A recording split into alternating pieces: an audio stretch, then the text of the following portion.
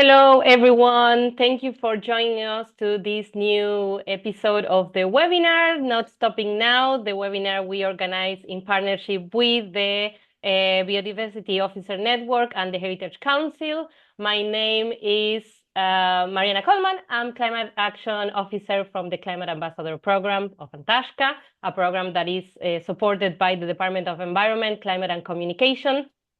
And for those who never attend, this is the third episode, but for those who attend to the webinar for the first time, we organized this event with my partner in crime, Marina Mulligan, from the Water for Biodiversity Officer.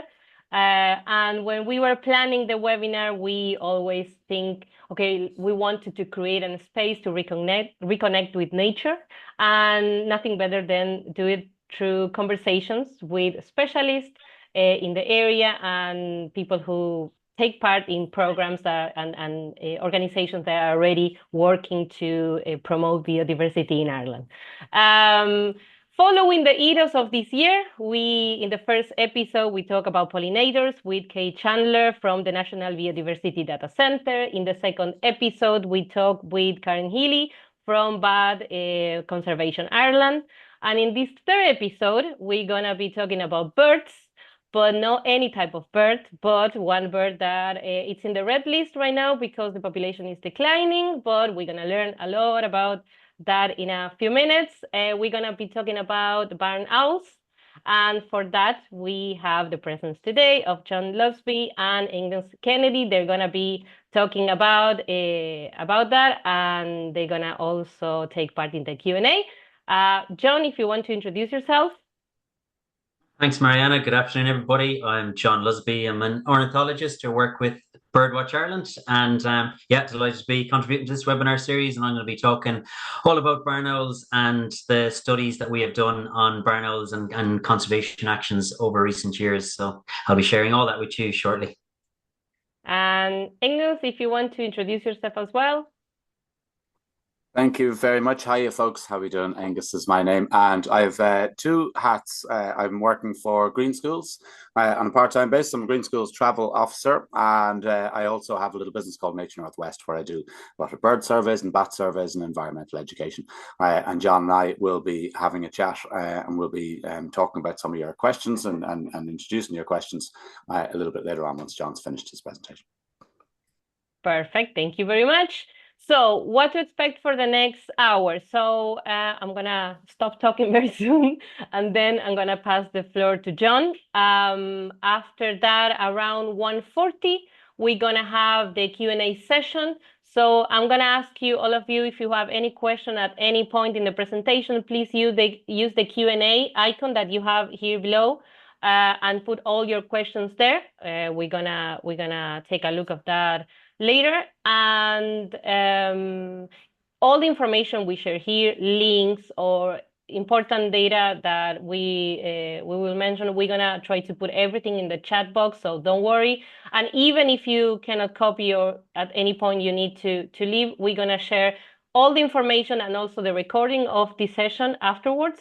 And you can visit also the Climate Ambassador program YouTube channel. You're going to have not only this recording, but the recording of the past sessions too.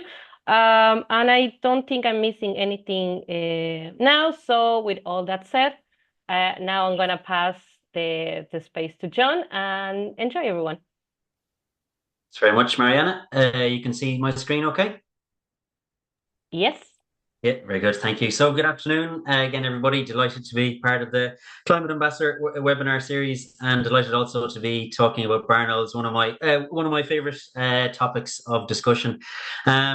So I think barn owls are really interesting species to talk about. I'm probably biased in that, but and I think the reason for that is because obviously we'll be focusing on barn owls on a single species, but anytime you discuss barn owls, you're also bringing in a range of other topics that are relevant to barn owl conservation in terms of the factors that affect them, also affect a wide range of other wildlife and biodiversity. And through our studies on barn owls, as well as furthering our understanding of barn owl populations in Ireland, we've also learned so much about the wider environment, and that's what I'm going to try and share, at least some of that with you through the presentation today. Another reason I think it's an interesting species to talk about is barn owls. At the moment, a lot has changed in terms of barn owl population status, and quite recently. And they are a species, as Mariana mentioned, that are on the red list of birds conservation concern, which we'll discuss, which we'll talk about, because of historic declines in their population. But they're also a species that have fairly recently turned a corner, and their population is currently in a period of recovery, which is, absolutely fantastic to witness. And unfortunately, while most of our other species are going the opposite direction, so it's nice to be focusing sometimes, on a species that there are a lot of positives to talk about and discuss. And through the presentation, I'm going to be talking about background to the birds themselves, but also some of the conservation actions that have been implemented to help barn owl populations and have played a part in their population recovery. So without further ado, this is the bird that all the fuss is about. This is the barn owl in all its glory. It's an absolute. If any of you have had the privilege of encountering a barn owl or witnessing a barn owl, it's something you don't easily forget. It's something you remember, and it's an absolutely amazing bird to see. The absolutely beautiful bird. You can see very ghostly white underneath. We've actually learned recently that Irish barn owl throughout their range, and through recent research that we were involved in, we actually looked at the colonization of barn owls to Ireland, because it was quite a mystery for a long time that why Irish barn owls and in Great Britain as well are so pale, so white, because barn owls at similar latitudes across Europe are much more buff and darker color, but through that work, through genome sequencing, it's actually discovered that barn owls the actually closer linked to populations in Iberia, and would have actually colonized Ireland at a much earlier stage than we had previously thought, and then subsequently colonized what current day Great Britain.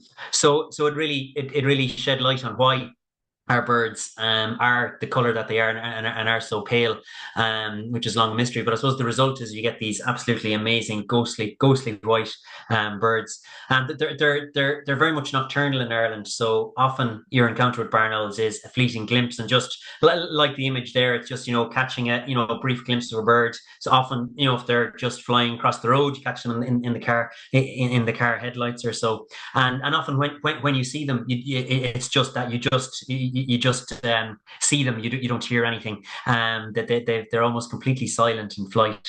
So an amazing bird to encounter. Hopefully some of you have.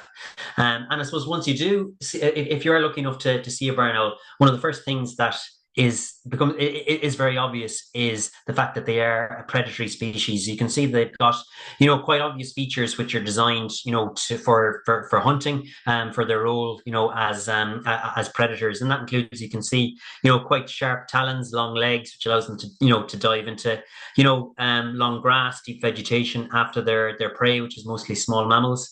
They also have an amazing adaptation, which is they've got these small soft barbs at the edge of their primary feathers, the leading edge of their feathers, and that helps to soften the sound when they're in flight. And they have, as a result of that, they've almost completely silent flight, and that's obviously really a really important adaptation from the barn owl's perspective, because they're not making a lot of noise when they're flying around, which is obviously give the game away in terms of the prey that they're seeking. They hunt quite low to the ground, so obviously if they're making a lot of noise, it's going to reduce the chances of them being able to surprise their prey. But also as well, they actually hunt mostly by hearing. They do have very good eyesight, as is well known, but it's actually their hearing is their main hunting tool, because a lot of the small mammal prey that they're after are concealed in quite dense vegetation. So, and you can see this characteristic, it's a beautiful heart-shaped facial disc, and it serves a really important function. It's actually stiff feathers, and it funnels the sounds towards the barn owl's ears, which are tucked away just behind that facial disc. And they do have incredible hearing, and that's mostly how they find their prey, how they hunt. And I suppose, and this would be it's something that is really interesting in Ireland at the moment, and we'll talk about it. But the barn owl's menu, essentially, the small mammal species that are available to barn owl is changing. Has changed a lot in Ireland. It's a real melting pot of in terms of small mammal species, because of the introduction of accidental introduction of what are now some of them classed as invasive species, the likes of greater white-legged shrew, and others. And because of that, that's had a huge influence on barn owl populations, on their diet, but also other aspects of their ecology, such as breeding success, and also their population and status in terms of their numbers. And that's something that we'll talk about, and that we've tried to learn more about through our studies in barn owls. But I suppose because of the fact that they are a top predator, they perform a really important role within the within the ecosystem. But as well as that, because they sit at the top of the food chain, we can learn an awful lot about the health of the wider environment from looking at barn owls, and from assessing their trends, their population status. Because if there are factors that are affecting other species, and particularly those species that barn owls are dependent on, in terms of small mammal populations and other species, then it's going to affect barn owls at the top of the food chain. So we have learned a huge amount about other aspects of the environment from studying barn owls, and similar with other top predators. But I think barn owls definitely been one of the main ones. So they're very important to study from that perspective. Obviously, to study the birds themselves and to learn more about them, their conservation requirements, but also what we can learn about the wider environment. But there's a range of other reasons why barn owls are important, and they're such an important bird as well in terms of our mythology, our folklore, culturally speaking. They're hugely important birds. They're so intertwined and linked with many of myths and legends, and you can it's very easy just to see why. Obviously, one of the main ones, the legend of the Banshee. Barn owls have an important part to play in where that legend is arise from, and that's mostly linked to their quite blood curdling screech, which is their essentially barn owl call that you hear at night. So that was the call of a male that you just heard, and this is the barn owls, what basically their alarm call. So you can imagine if you're hearing that sound, in the darkness of night, and you don't know what's responsible for it. It's quite an eerie sound. Barn owls as well are behind a lot of the myths about particular buildings being haunted as well. And the next call that I play is what we call snoring, and it's basically the sound that young barn owls make, particularly when they're in the nest. It's essentially them begging for food, and they'll make it during the breeding season when there's young in the nest. They'll make this snoring call right throughout from once the sun goes down in the evening, right throughout the night until sunrise the following morning. So this is barn owl snoring. And you can tell where it's got its name. It does sound like someone deep inhalation of breath, somebody snoring. And you can imagine if you're hearing this from a ruined church, or a ruined building, and you don't know what's making it. It's often when people think of barn owls, they think of the classic twit twoo, but obviously their repertoire of calls don't resemble anything like that. Another reason why barn owls are important, and probably one of the reasons that they're such a well-known, well-loved bird in Ireland, is because of the fact that, as we mentioned, they are a top predator, but also they play a really important role, and particularly in the past, in terms of keeping rodent populations in check. In the past, they were very much viewed as the farmer's friend, because of the fact that it was seen as hugely beneficial to have barn owls nesting, on the farm, or particularly even, in the farmyard, because of the fact that, they would, they feed predominantly on small mammals, and that they can play a really important role in terms of controlling rats and mice. And you'll still see a lot of the older stone farm buildings. A lot of them had special access for special owl windows, they were previously referred to as, to allow birds to access the building and to nest, particularly, in the loft space. And it was seen as, incredibly lucky to have barn owls nesting within the farmyard. And I think a lot of that, and unfortunately, in modern times, barn owls have been, to a certain extent, replaced by chemical means of controlling rodents, such as rodenticides, which we will talk about. Ironically, they have the potential to negatively impact barn owls. But I think that's the same, kind of love for barn owls is still very much remains to this day. And they're a really interesting species because they're still a very rare species in Ireland. Most people in Ireland have never witnessed or never encountered a barn owl in the wild, but yet, by and large, everybody instantly recognizes. You show them a picture of a barn owl, everybody knows it's a barn owl. And there's not a lot of other bird species that we have in Ireland that are at that level in terms of recognition, and particularly none that are as scarce as barn owl. And and with that, we try to use that to our advantage, because there are species that really people want to get behind in terms of taking actions to help them, farmers and local communities, and that can be really advantageous, because a lot of the conservation measures to help barn owls can also have wider benefits. And also as well, there's no escaping it. Probably one of the reasons that barn owls are so, or at least contributes to the reasons that barn owls are so popular, so well known, is that they're the emblem of the Late Late Show. Quite a large portion of the population sees the barn owl every Friday evening when they sit down to watch the Late Late Show, and that's probably definitely helped in terms of their popularity as well. But and that's all, they're all really important reasons. But I suppose where the starting point for us in terms of why we wanted to shine a spotlight on barn owls and why we wanted to learn more about them was because it had become quite obvious, kind of going back about 15, 20 years ago. It was starting to become glaringly obvious that barn owl populations were in trouble, and that their populations were in decline and had declined quite significantly over previous decades. And one of the best sources of information we had for that was from the Breeding Bird Atlas, which is a survey which is carried out of all birds across Ireland and Great Britain every 20 years. And there's been three breeding bird atlases carried out to date. The fourth one will be coming up quite soon. But from the breeding bird atlas surveys, it gives us good information in terms of how different species are faring. And what we can see here this is the map from the first breeding bird atlas, showing the barn owl breeding range in Ireland and Great Britain at the time of the first breeding bird atlas, which was in the late 60s, early 70s. And you can see at this stage they're reasonably widespread in Ireland, particularly in the southwest. But across the country, they're fairly widespread, and similarly, across the water.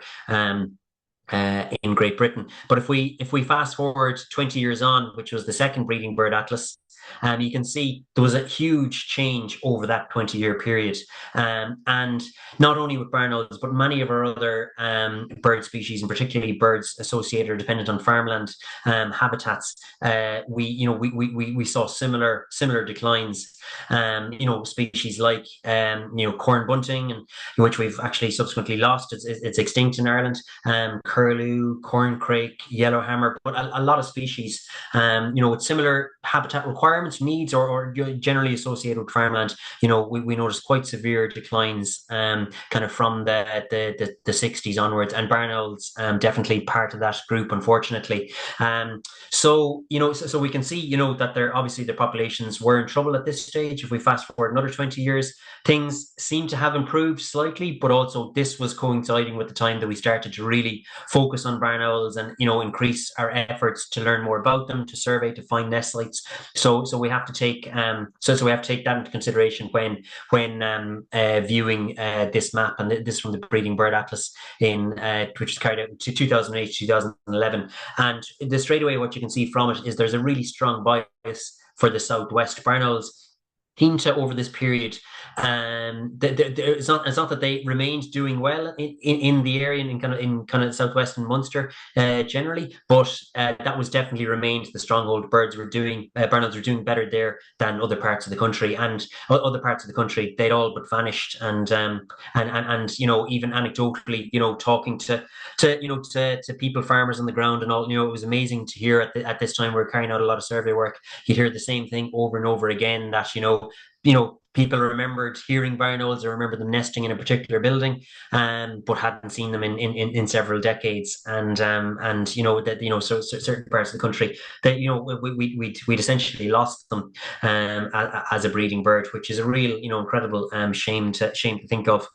And this was the impetus really then to start to try and figure out what the reasons for their decline was, because that's information that we need in order to then try and reverse those declines, try and do something about it, and to try and design and implement conservation measures to try and restore the population. As Mariana mentioned, barn owls, because of those declines we've just talked about, they are what we call a red-listed bird of conservation concern. So all bird species in Ireland we categorise on a traffic light system, red, amber, or green, and red being those species that we're most concerned about because of population declines or declines in their range. And barn owls, the barn owl has been on the red list of the birds conservation concern right since the birds conservation concern was initiated and this list was started. Unfortunately, more recent years and more recent iterations of the birds conservation concern, it's been joined by other farmland birds, the likes of kestrel, as you can see here, which previously was a much more common bird, but unfortunately their population has declined over the past 20 years or so. So, and they would share a lot of similarities with barn owls in terms of the places that they occupy, their diet even. So quite concerning. But more recently, and we'll discuss this because it's quite complex what's recently happened in terms of barn owl populations. But it's great in that we're in the position, because we have been focusing on them, quite comprehensively. We have really good information in terms of their trends, their numbers in certain areas, but also, on a national scale, how their populations are faring, how their breeding range is faring, and we've built up a huge amount of information in terms of their distribution, barn owl nest sites, and we're monitoring many of those nest sites on an annual basis. And from that, it's given us a really good picture as to how the population is faring. And we now know that at least in large parts of the country, that barn owl populations are in a period of recovery. Their numbers are actually slowly increasing, which is amazing to think of. Something I never thought that I'd be in a position that I'd be saying that. And even if we go back, kind of 10 short years ago, the situation was very different and much more bleak in terms of the outlook for the population. But things have definitely improved. And with each year we have, where there's increased number of nest sites that we're recording, increased uptake of nest boxes that we're providing. So, at least across large parts of the country, it's going in the right direction, and that's absolutely fantastic to witness. But it's important to understand, why that is happening, so we can learn from it and potentially, so that we, so we don't fall, into the same problem in future with and lose these gains with if there's population declines in future, but also to understand what's driving these changes in barn owl populations. And I suppose with that information, it also gives us really good information to where we should be and can be targeting conservation actions that are going to have the greatest impact, the greatest benefit. And that all comes from, having good information on where barn owls are doing well, their population distribution. So it's all really, really important information to inform their ecological requirements and the conservation actions that are needed. But I suppose the starting point is, was always, trying to understand more about barn owls was finding them in the first place, and and that was really the starting point, of the research and conservation efforts, was just to get a handle on their distribution and where they were nesting, and that still is a huge part of the work as well. Constantly learning about more and new nest sites throughout the country. But to give you an idea of the types of places that barn owls inhabit and nest in, this, I suppose, is luxury 5-star accommodation for barn owls. They're, just as their name applies, they're a bird that's very much associated with built structures, the built environment, but particularly ruined structures, ruined stone structures, such as this that you can see here.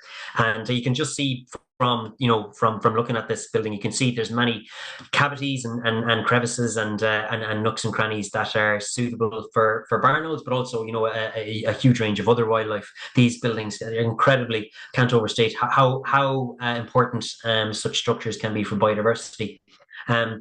And barn owls, their nest sites are always tucked away. They're concealed. They're cavity nesting species. So within buildings, it's often within the roof spaces or within the chimney structures that birds actually nest. So often, or more often than not, you don't actually see the birds, particularly during the day, within these buildings. But you can very easily see telltale signs that they are present, that they are using the buildings.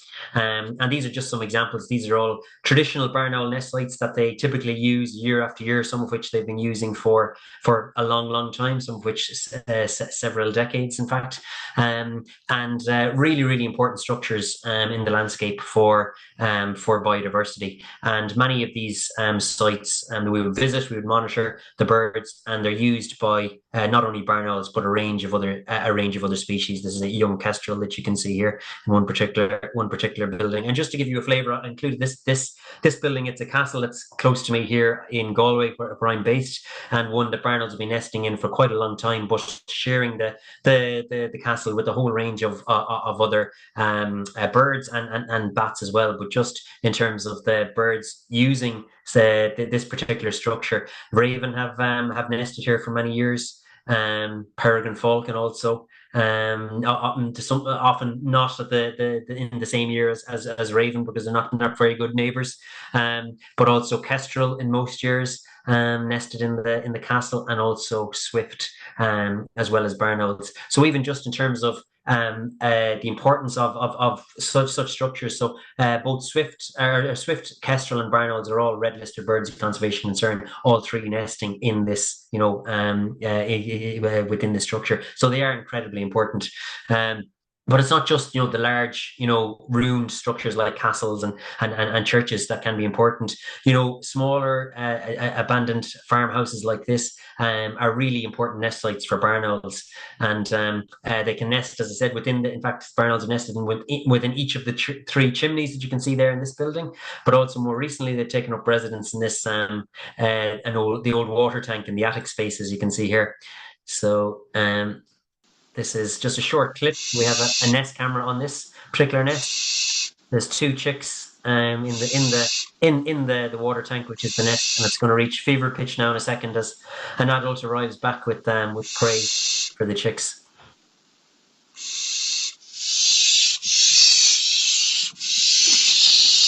So all kicks off,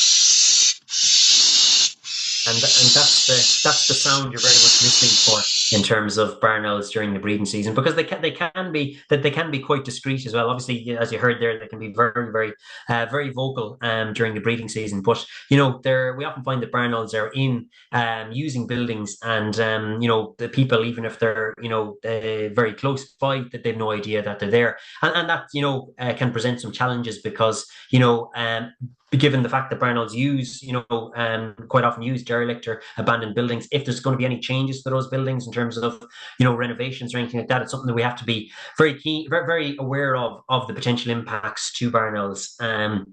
And that's one of the benefits of documenting the nest sites and understanding where where they're nesting. This is just another small abandoned cottage, and one that I'm sure many people would see on a regular daily basis. You maybe wouldn't pass the second heat. This is one where barn owls again are nesting in the chimney space, as you can see, and there's many structures like this that barn owls are using throughout the country, and are really important. But they'll also use mature trees with hollow cavities, and essentially, as I said, they're a cavity nesting species. So they're they don't build a nest like other birds do. They don't build a stick nest, so they need that kind of dry, dark, secluded cavity in which to nest. So when it comes to trees, it's these types of trees, mature trees, which have these hollow cavities, as you can see here, and where they do, these are ideal nest sites as well. There can be more difficult to locate because of the fact that there can be many trees like this in the in the landscape, some of which it's difficult to see if there are hollow cavities, but also even when we do see that, sometimes it can be difficult to even see signs that barn owls are using the tree or in the area, whereas at buildings, often it's very easy to see telltale signs that barn owls are present. But these are mature trees like these can be very important nest sites as well. Here's a poplar tree you can see with a nice cavity and two chicks just within the nest within. And I think one of the things with barn owls is that, and something that we've been conscious of, is that the potential for the loss of nest sites or the lack of nest sites in certain areas to affect the population or to limit the population. Because if you think about it, buildings like these, stone farm buildings, there's not a lot of them being built anymore. And in fact, a lot of them are being replaced by more modern structures, and the more modern structures not having the same opportunities for wildlife, the same cavities or ledges that are needed for different species, birds and bats and so on. But that's something that we can, at least with barn owls, fairly easily address, and it's one of the conservation measures that has been probably the most straightforward in terms of helping barn owls by providing artificial nest sites. And this is just an example. This is obviously a barn. This is one in a farmyard in Offaly, and this is one we've done a lot of providing nest boxes. This one where the farmer himself took it upon himself to put up a nest box for barn owls, and fairly soon after he did, this is the nest box. Barn owls took it up, and I've happily been nesting there ever since. And this is just a really good example whereby the building wasn't suitable for barn owls before, but it was very easy to change that by providing a nest box. And it's something that has been hugely successful particularly over recent years, and it's actually become now the most commonly used or known, at least recorded nest site that we have in Ireland for barn owls is nest boxes. And there's a measure through Acres, through the Ag Environment Scheme now, which is the Barn Owl Action, which is an option available to farmers as part of Acres to provide nest boxes, and something that I'll talk about. So there's been a huge surge in interest in terms of providing nest boxes, and carried out by local community groups, as well as just individual farmers, as well as we've initiated different nest box schemes in different counties, and by and large it's been hugely successful, and birds have responded well to the provision of nest boxes, which has been great. It's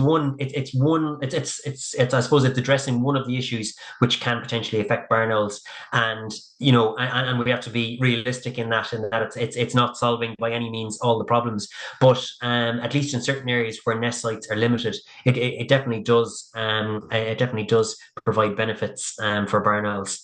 And there's other benefits as well, as we mentioned, in that where we install nest boxes, there's better information that barn owls are then present, and that reduces the risks of unintentional disturbance or impacts if the buildings if there's changes to the buildings or they've been renovated. So it has been a really a win-win in terms of conservation measures, and a really a relatively straightforward one as well, one that many or most people can carry out themselves. Some people have gone to far more elaborate efforts, as you can see from this amazing site. This is down in Kerry, where the landowner actually designed a space for barn owls to nest within the within the new build, as you can see here, and they have taken up residence and nested there. So it really shows, again, it's one area that we can provide benefits, but it really shows when you do go to the effort, it can it can deliver the benefits. I suppose in terms of the other factors that do and that have affected barn owls and are continuing to affect barn owls, it's still really important to understand what they are and what we can do about them, and also what we can learn from from these factors, because in terms of the effects on other wildlife, using barn owls as an indicator species. And I suppose one of the ones that we're most concerned about is how barn owls are affected by our use of pesticides, and particularly for barn owls, rodenticides or rat poisons. And obviously, as we talked about, barn owls, they feed to a large extent on small mammals, and because of that, they are susceptible to being contaminated by secondary poisoning to rodenticides. And the problems occur when barn owls, they catch and they feed on a small mammal. It can be a rat or a mouse or a shrew or a vole.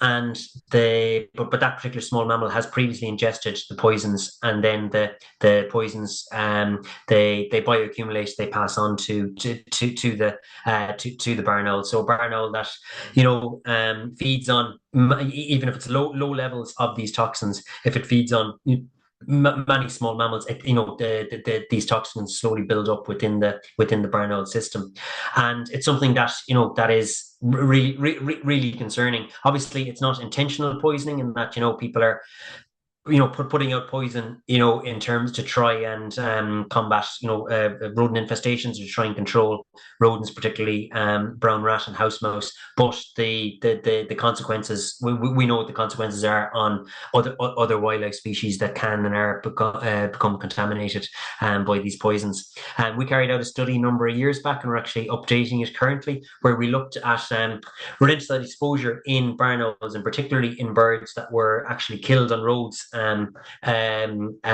we would have tested their livers, which is where these toxins would bioaccumulate, and the results were not unexpected, but very, very, very stark nonetheless. So over 88% of the birds that we tested had detectable levels of rodenticide toxins in their systems, and in fact, most birds had multiple compounds. So really, really worrying. In fact, the concentration levels in Irish barn owls of rodenticides are actually 3 times higher than in the UK, than reported in the UK.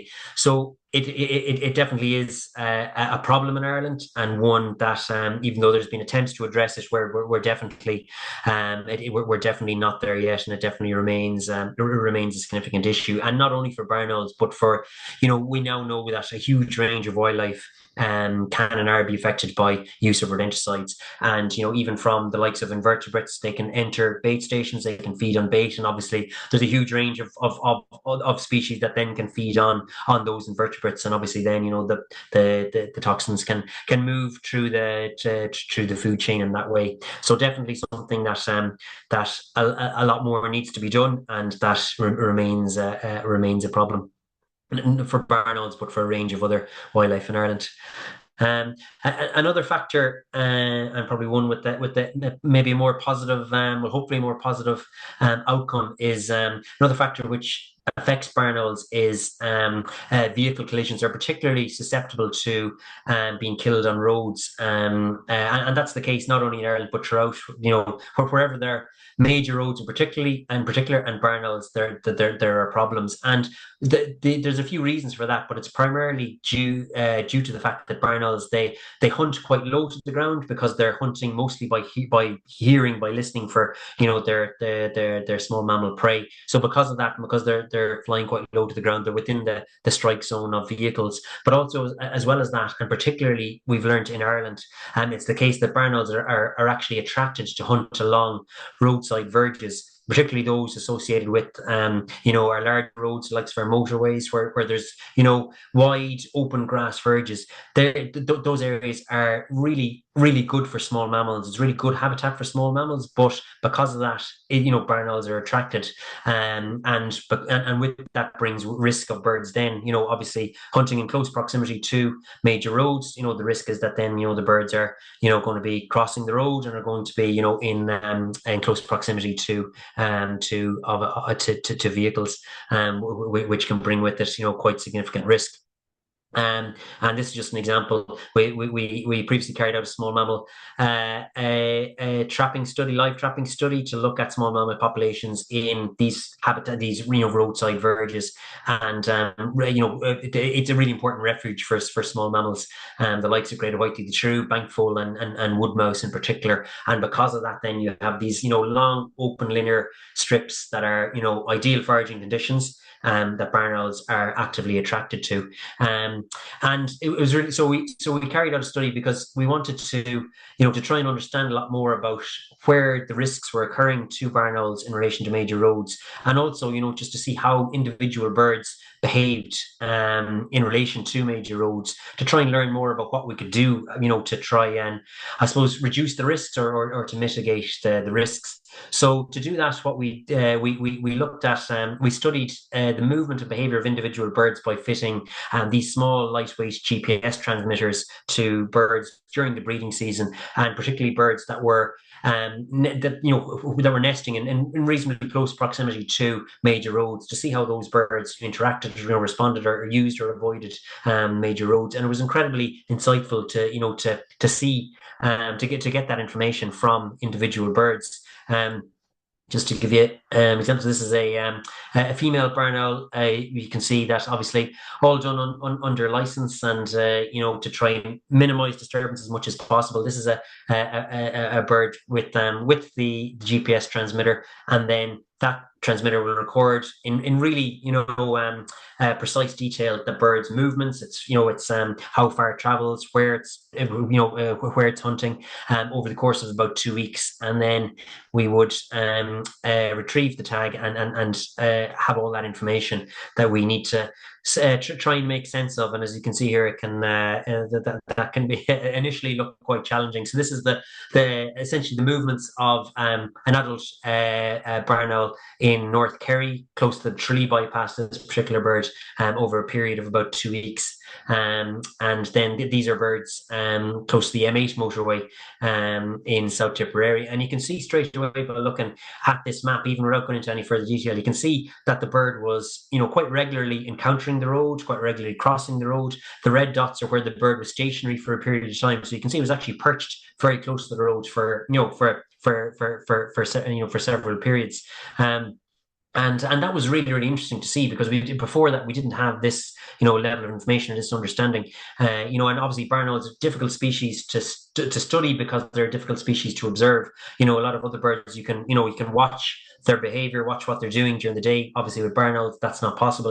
They're out and about at night, and it's very difficult to understand, to learn about what they're doing, where they're hunting, how far they're traveling. But with this, obviously that all becomes possible.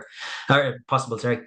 And just to give you an idea, this is a very short foraging flight of an adult female barn owl. This is in South Tipperary, close to the M8 motorway, and you can see that was the nest site there. So this bird is just leaving the nest site, and she very quickly starts to hunt, and we can tell that because she's flying. She's just focusing on the hedgerows, she's ignoring the interior of the fields, and then she arrives at the edge of the motorway. And we pretty much know exactly, where she was perched, right at the edge of the motorway. And then she spent some time there, but then we also know that she successfully caught prey there at the edge of the motorway, because then she flies much quicker and in more or less a direct line back to the nest site, where the chicks are waiting to be fed, where the hungry mouths are. And that was repeated, time after time again, even on a nightly basis. So it really showed that the roadside verges were a really important foraging habitat for barn owls. And unfortunately, that's probably reflective of the availability of suitable habitats and the condition of the wider the wider landscape. And obviously, if birds are so attracted to the roadside verges, that like obviously if there was similarly good foraging habitats elsewhere, then there wouldn't be such an emphasis on the roadside verges. But it is the case that it is, and it was really important to get that information. Since then, we have working with Transport Infrastructure Ireland and their engineers and designers, we have looked at specific mitigation measures for barn owls to try and reduce the risk of mortality on roads, but in some cases to try and maintain those benefits that the rough grass margins provide. And this is essentially mitigation measures that we have devised and that are now a requirement for all new road national road projects. And the basis of it is that there's a natural protective screening between the road and the suitable habitat, so that barn owls, if they're hunting alongside the road, that they're forced to then fly above the height of the vehicles, with the objective being that then they're out of the strike zone. So these mitigation measures are now being implemented on new road projects. So there'll be a body of work to test their efficacy and to understand more about how they work or how they need to be improved or otherwise. But at least we're at this point. So hopefully, to a certain extent, we might be at least on the road to use the pun to addressing or to minimising this problem.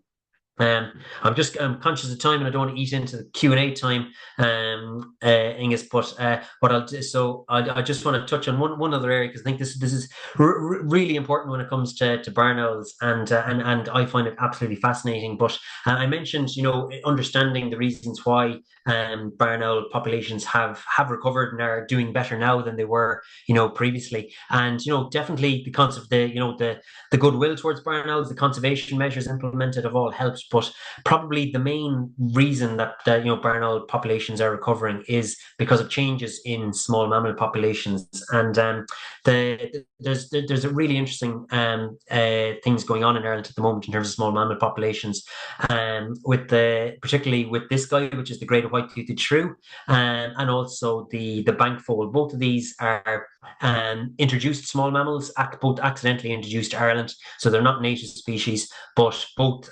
have done really well. Their populations. Bankfoal arrived to Foynes in West Limerick as far back as the 1920s, and since that time, they've slowly expanded their range that you can see here.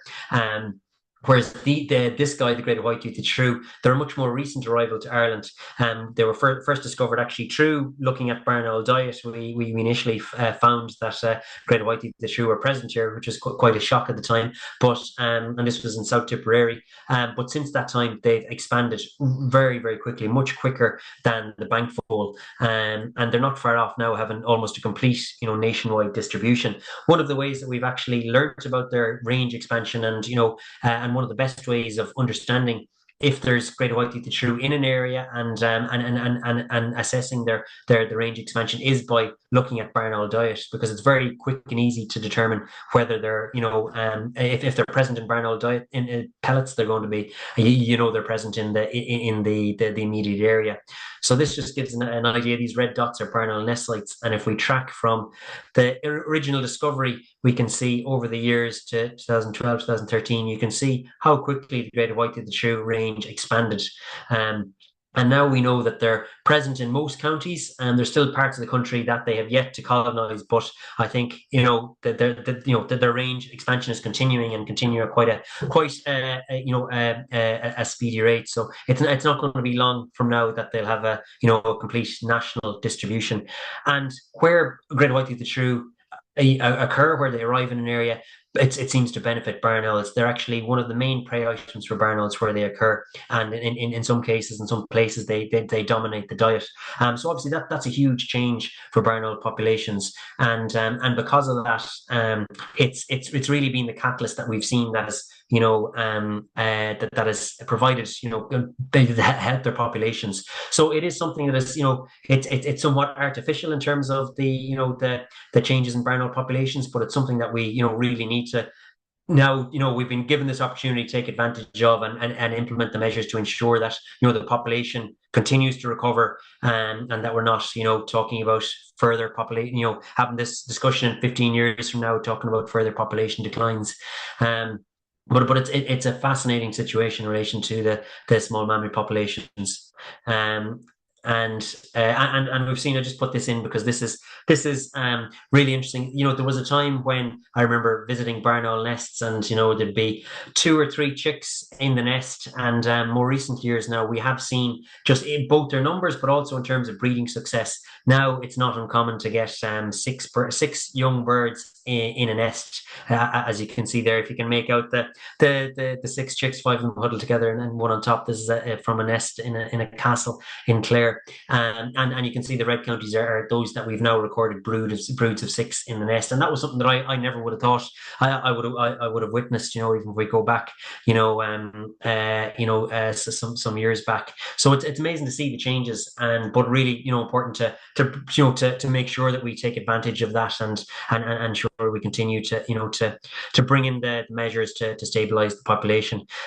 Just very briefly, and Aengus mentioned it in terms of agri-environment schemes and the role that they can play in terms of species and wider biodiversity conservation. There is now a specific barn owl action within Acres, the agri-environment scheme, and which is linked to exactly what we've been talking about, which is the actions are to provide a nest box to change practices and behaviour in relation to rodent control, to improve standards of rodent control, but also as well, and really key, is to link that with habitat creation, habitat enhancement measures. And that's where we really see, improvements in terms of barn owl populations, is where we get the 3 of those right, and particularly in terms of habitat creation and enhancement. And if we think about it, some of the main reasons that barn owls previously were declined was because of loss of habitat, changes to agriculture, intensification of agriculture. So by reversing that, by provision of suitable habitat linked to the other measures, I think that we hopefully would be looking at a fairly rosy picture in terms of barn owl populations in future, and that's something to be very, very thankful of, but not complacent of also. And that's that's where we have linking habitat restoration, habitat improvement with those other measures. And obviously there's huge wider biodiversity benefits and not only for barn owls but for a range of species when that is achieved. Okay, I think I'll leave it there, Aengus, just because I'm conscious as well of leaving some time at the end. Typically, when I'm talking about barn owls, I tend to go on and sometimes run down the clock. So I will leave it there to make sure we have time for Q&A, and just to say thanks very much everybody for making time. I know it's a difficult decision when it's such a lovely day out. Probably hard to challenge just going for a walk. So thanks for making time, and hopefully enjoy that. Fantastic, John. Fair play. That was brilliant. Your enthusiasm and your passion for the subject really comes across. And even aside from that, the amount of work that yourself and your colleagues have done is just phenomenal, and you can see that wrapped up in the slides. And I'm sure if we'd been able to give you more time, we would just see more and more work unfolding. It shows the importance of habitat restoration, and to me, one of the big things that jumps out shows the importance of working with landowners, and that is something that, in my experience, can sometimes get muddled, especially when you look at some media outputs and you look at some lobby groups and whatnot. Some sectors seem to like to think it should be an us and them situation, whereas it just shows without landowners and without supporting the landowners, we're clearly not going to be able to protect these species. Even the role of hedgerows, you can see that wonderful graphic where all the dots are following the hedges. The minute it's left, it's the barn owl left its roosting site. But it's wonderful to see positive news, and it's wonderful to hear about an animal, a creature that is coming back, and the numbers are rising. So that is brilliant. And it's also quite amazing that the more work that you have done, as so often is the case in nature, the more nature is teaching you and teaching the rest of us, the more that you do. Right? So the greater white-tooted shrew, until the barn owls, their pellets were being examined, people didn't know that existed in Ireland. Did I get that right? Is that correct? Yeah, that was how we and initially when we came upon them, we have to admit we didn't know what it was. We obviously knew it was a species that we hadn't encountered before, and we knew it was a shrew. But yeah, it took a little bit of work to identify it. And with my colleague David Tosh, as greater white-toothed shrew, so it was the first time that obviously first record of greater white-toothed shrew occurring in Ireland. Yeah, so it was a fascinating discovery, and but obviously they had been here for some time before that, but had gone undetected. So yeah, it was pure luck on our part, because obviously we were studying barn owl diet anyway, and obviously barn owls were feeding quite heavily on these guys. So yeah, it was quite impossible to miss them. But yeah, it's an amazing thing. Even since that, now there's another small mammal species, the field vole, has recently colonized another introduced small mammal, and we've recorded those in some of the border counties like Cavan and Monaghan, and they're potentially expanding their range as well. So it's a real melting pot of small mammal populations in Ireland. Yeah, and they probably have an effect on other creatures as well, other animals as well. Certainly, the rise of the buzzard in recent years, spreading all across Ireland, and they must be benefiting from that. Where I'm based up in Donegal, we sadly have very few sightings of barn owls these days. Occasionally, one comes into the county and gets great excitement, but we have long-eared owls and we have buzzards, and I presume they'd be after the same kind of prey, would they? Absolutely, yeah, and but it's interesting though, because barn owls, I think it potentially is a situation that great white shrew, they're incredibly vocal, small mammal. You'll even hear them, squeaking away in the hedgerows and in the in the long grass. So obviously, barn owls hunting mostly by hearing. I'd imagine that that they're very obvious from a barn owl's perspective. So even though those other species you mentioned do take great white-toothed shrew, the likes of kestrel and buzzard, it doesn't seem to they don't seem to take them to the same extent that barn owls do, and that might be related to their hunting techniques and behavior. But it's also, I suppose, I've given the picture in relation to barn owls. Obviously, with any introduced species, there's also the consequence. There's also the possibilities for negative impacts, negative consequences. And we are seeing that with pygmy shrews. So greater white-toothed shrew is essentially displacing pygmy shrews. So we have a situation now whereby across huge parts of the country, pygmy shrew no longer occur where they previously would have. So that's really worrying from that perspective. And it's the flip side, really. We're seeing benefits to barn owls, but it's not that there are downsides to that as well. And we're definitely seeing that in terms of the impacts on pygmy shrew. Which shows or speaks to me of the importance of conservation, not just for the sake of having an animal that was always here to restore that, but for our land management, for our people that are managing our farms and all the rest of our land that is there as well. If we're displacing and changing around various different elements to our biodiversity, and of course pygmy shrews are such ferocious little carnivores, eating up so many bugs that people mightn't like, or bugs that might be pests. So it's amazing, really. Fantastic information. The questions and answers section is open there, folks. I see there's a few questions have come in. I'll pop them to John now, but if anybody else has any questions, we have a few minutes. So don't be shy, ask anything at all. There are no silly questions in this. And in the chat, John, I see there is plenty of praise coming in for yourself and your talk, which is rightly deserved, because it was fantastic. First question I'll put you in the Q&A section here is from Joe, and it's a couple of different questions. First of all, what is the usual size of a barn owl pair's territory? And then actually, I'll just do the second one. How far do the young disperse after that, or once they've been chased from their breeding grounds? When are they chased from their breeding grounds before they start establishing their own territories? Yeah, and thankfully now we have good information on both of those aspects, actually. So the first being in terms of the barn owl home range size. So essentially the area that the adult particularly breeding birds would use. So what we've seen in Ireland is that the home range size is actually much significantly larger in Ireland than it is even in Great Britain and on the continent. And that's probably a reflection of prey availability, quality of habitat. But Irish barn owls, they typically would occupy a home range of about kind of 4 kilometers from the nest site, but it obviously wouldn't be a uniform home range. They would have favoured hunting areas, within that.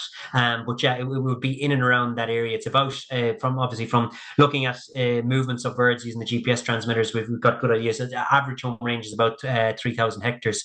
So you're talking that in around that size, which is much, as I said, much larger than the barn owl counterparts, Great Britain and on the continent. Then in terms of how far young disperse, it can be quite far, and there, at least we haven't seen any distinct pattern to juvenile dispersal as yet. In that, typically young birds would move, at least 10 kilometers from the natal site, from the nest site. But beyond that, they can move much further. So we've had, for example, we've had young birds from nests in Kerry that have actually been found, up in that have been recovered up in Derry. So that is a distance of just over 300 kilometers. I think that's the furthest. But so birds can move quite substantial distances.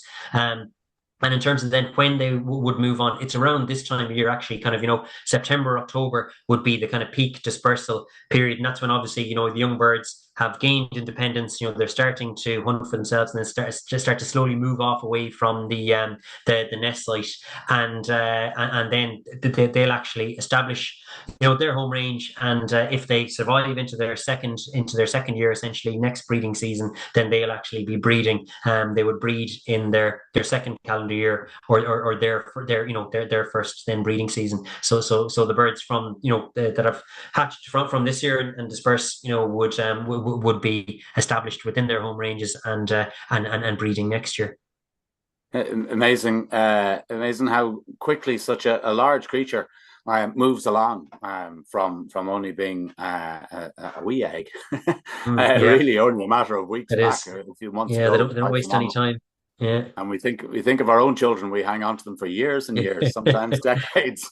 No getting rid of them. Yeah. The adult barn don't have that sort of sentimentality. When it's time for the chicks to go, they're gone. They won't have any more feeding them or them lingering around more than they're welcome. Gas out the door. And a few more questions here. Another one, a follow-up one from Joe there was, if a barn owl nest box was used this year by jackdaws, is it okay to clear it out now? And is there any way to prevent them using it before any possible barn owl occupying it next year?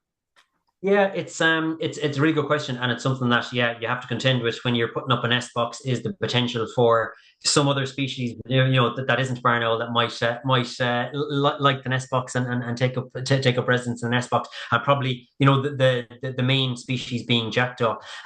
So yeah, you can obviously you want to, if jackdaws use the nest box, you leave them well enough alone, and you don't disturb them while they're nesting. But once after the breeding season, once you're confident that they're finished nesting and you're confident that nothing else is using it, you can clear out the nest box, because jackdaws have a tendency to fill the nest box with nesting material, with sticks up to the brim, and sometimes they can do that in a way that then the box isn't suitable or accessible to barn owls anymore. So you can clear out the nest box outside of the breeding season. So and if you're confident, even at this time of the year now, that there's nothing else using it, then you can do. And then in terms of is there any way to prevent them? To be honest, the short answer is no. Is there any way to prevent jackdaws? There's been several different designs of barn owl nest boxes which have aimed to try and deter jackdaws from entering the nest box. And say there's some nest boxes that have a tunnel leading into the nest box, a tunnel at right angles, and the idea of that being that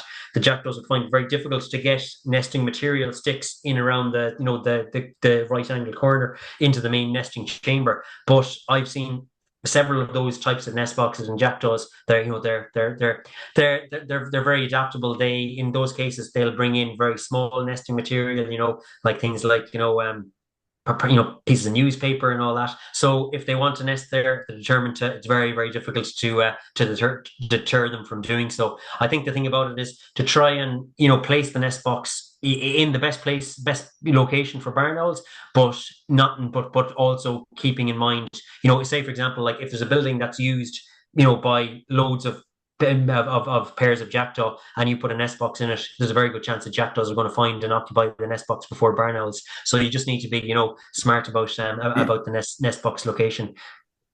They're amazingly adaptable things. Really, there's a question here from Irene, which ties in a little bit into the wonderful heritage scheme that's at the moment, the Heritage Council scheme for old farmyard buildings, and it's something I've been involved in myself up this neck of the woods. The old farm building scheme. For people to renovate the farm buildings, the first thing they need to do is get a bat survey and a bird survey to see are there any animals using during the summertime, and then if there are, they can't work, or the work has to be put off, or mitigation measures have to be put in and whatnot. But Irene asks, is there any example where a derelict barn building was renovated while owls were nesting and measures have been taken to protect them successfully? So is it possible to look after them at that stage, or is that something that should be done at a later stage? No, yeah, really good question, and I didn't get a chance to include it within the talk, but yeah, there are many examples of exactly that happening, of a building that barn owls weren't known to be present in or known to be nesting in, and there was there was work then being carried out in the building, and the presence of barn owls was only discovered subsequently. In a lot of in at least some of those cases, things ended well in that works would have been stopped, it would have been reported to us or the National Parks and Wildlife Service, and depending on the condition of the building and how advanced the works were, sometimes it's possible, just as you say there, Aengus, to stop works and to postpone works until after the breeding season. In some other cases, it's been possible to the nest site may have been destroyed and may no longer be suitable, but in those cases we were able to put up a nest box and to relocate the chicks to the nest box and monitor the site and ensure then that the adults return to the new nest site, to the new nest box. So there's been some really positive outcomes from that, but also there's unfortunately has been situations whereby birds have been nesting in a building, it hasn't been known, and then the building has been knocked, or changes that have affected the actual nest site, and unfortunately the things wouldn't have ended as well in those situations. And it really comes back to, as Aengus said, the importance of understanding the impacts to wildlife from changes to buildings, and fairly straightforward. We have developed some guidance on it in terms of if there are changes to buildings such as these that we were looking at and that are suitable for wildlife, that it's very easy to determine what wildlife species are present before those works are carried out, and then what mitigation measures might be required. And often case it's very simple. It's just avoid certain areas or avoid works during the sensitive times, and it can really be as simple as that. But it all comes down to having that information in the first place, which is something that you and your colleagues are doing and providing us all with, thanks to your work, which is fantastic, really. The last question in the Q&As here is again from Irene. Did I get it correctly that now these mitigation measures are mandatory for all new highways? And where can I find more information? Because that is I really pricked up my ears for that bit when you said you're working with TII, Transport Infrastructure Ireland. Certainly I know with the Green Schools programme we work a lot with the NTA and TII when it comes to trying to encourage active travel for school routes, for instance. But one thing that sometimes schemes can be guilty of is smashing a whole load of biodiversity, chopping down a bunch of trees and saying, now we've a lovely cycle lane. There's sometimes not always the joined up thinking. So Irene's question, is it a mandatory thing or is this voluntary from the TII, and is it possible for her to find out more information on that? It is mandatory, and I'm glad to say, and there is standards which we have to develop, which are published by TII, by Transport Infrastructure Ireland. So you can find them on their website on Transport Infrastructure Ireland, which details essentially that there's two reports. There's our research report which informs the mitigation measures, and then there's the actual standards which detail the mitigation measures. So it is a requirement, and essentially the way it works is that with all new national road projects is that the impacts to barn owls are assessed, and then the mitigation measures are applied where there may be problems in terms of where there may be mortality hotspots or problems on the road, and that's related to the distribution of barn owls, but also the within the the affected area, but also where there might be problem areas based on the the characteristics of the road, and particularly the roadside verges. So essentially, where previously there would have been those wide open verges, which would attract barn owls, and where we've seen create problems in terms of risk of collision, that then the mitigation measures are applied to those areas, so that there is that natural screening to try and with the aim of reducing the potential for, or reducing the road mortalities. Now it's great that we're at this stage and that it is a requirement, but I would say that there still is, we still need to, it's one thing having those lovely designs on paper. It's another that we need to understand how it works, and and if improvements or if tweaks are needed, and we're not yet at that stage, but it's something that definitely we need to look at in the future, because we don't have these mitigation measures anywhere else that we can kind of look at and glean information from. But it is great that, and in fairness to Transport Infrastructure Ireland, they have to be they have to be acknowledged that they have brought these in as standards. And I did just the very last couple of questions that I'm going to put to you. There is a question from Eric saying, Eric is Eric will have to turn that fairly into a very keen bird watcher living in Dublin. I unfortunately have never seen an owl of this type. Where could I see one in Dublin, near Dublin, or further afield? And the second question I'll put to you, because I know we have to wrap it up. So before we thank Mariana for her amazing organisation and work putting all this whole series, not just this one together, is I'm often asked at the end of talks, is there anything I can do? And specifically, you've outlined a few different schemes and things that are going on for the barn owl, but I often say to people, especially with a general election will be coming up now within the next few months at some stage, lobby your politicians, tell your politicians, because the more we can know and the more people know, the more that we can do something about it, and we can win goodwill for these kind of birds and these kind of schemes. And the more our politicians know that we care, the more they might do something. But so first, to answer Eric's question is, where would you recommend around about Dublin or that kind of area? Would you see one? And then lastly, what's the one thing everybody here could do? Yeah, so in terms of Eric's question first, I suppose, there aren't any specific sites that I could give in relation to barn owl sites in Dublin, but there are some places that are, say, for example, not only barn owls, but for other owls, even short-eared owls. So like along coastline, along Skerries, that area can be really good, and can be really good even getting into this time of year and kind of autumn and into winter. Say for day flying owls, which would be short-eared owls, one of the best places in the country actually. To watch them. So that would be one. Barn owls can be tricky unless there's an actual nest site. It can be tricky because they cover quite a large area, and and obviously only out and about at night. In darkness, they can be tricky in terms of watching away from nest sites. And a lot of the urban parks in Dublin have long-eared owls. Like I'm aware of them, and in fact, more than one pair in the likes of, say, Phoenix Park and a lot of the other urban parks, and they're one that often go under the radar, owl wise, because people always think that tend to focus on barn owls. Long-eared owls are absolutely amazing species, and one that kind of tends to go under the radar, but one that you do find in more kind of urban areas, and particularly urban parks, and in fact they would occupy quite a few of the the kind of larger urban green spaces and urban parks in Dublin. So yeah, so there's some of the spots. And then in terms of in terms of what people can do to help, I think I can't sum it up better than you did there, Aengus, in terms of lobbying politicians and kind of putting biodiversity at the fore. But I suppose something more specific is that if anyone has any information on barn owls, if you've seen barn owls, we have a really handy tool that you can report information. That could be a sighting or a potential nest site. It's all really, really valuable information to us. So please do report any information you have, and I'll send on we've loads of videos and resources and everything that I'll send on to Mariana as well, after this, if anyone's interested in for further information. And Irene, I'll include the information on the burn owl mitigation measures and roads as well. So I'll bombard you with resources afterwards.